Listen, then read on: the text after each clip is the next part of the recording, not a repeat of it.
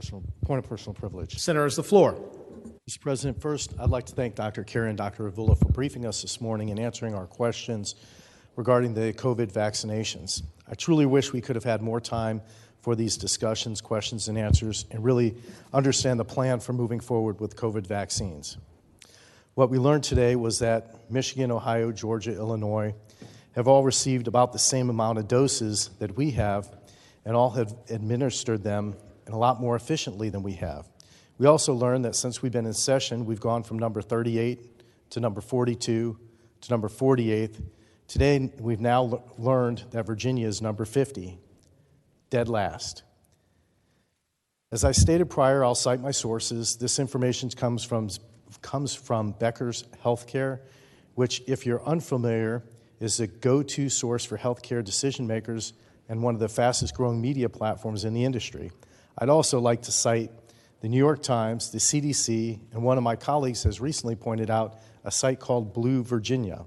All have Virginia as last on the percentage of COVID-19 vaccinations administered of those who've been distributed, dead last. I can't speak for anyone in this chamber, however, I very much believe that having the only doctor as a governor, I wish we were first. And Mr. President, I believe we should be first. We all know that we have the infrastructure and processes in place. We can inoculate the entire population in Virginia in less than a week. So I can't quite figure out why Virginia is dead last. In a letter to the editor published today in the Virginia Pilot, Dr. Paul Ryan of Williamsburg wrote, "I've been practicing medicine on the peninsula since 1986, and I've never been so ashamed of our health department locally and statewide because of the inability to have a rollout of COVID-19 vaccine." The Pilot editorial board themselves wrote, "The administration must do a better job in a number of areas, and its successes will be measured by the results, not promises." I agree with Dr. Ryan, and I agree with the Virginia Pilot editorial board. I'll repeat, since I've never said this before and it's never come out of my lips, I agree with the Virginia Pilot editorial board.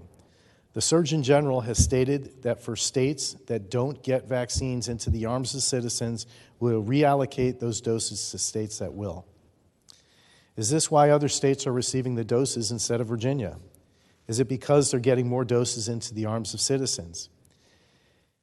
Is this going to help us attract businesses in the future for Virginia? Are responses like this going to bring us back to the best place to do business in? I don't think so.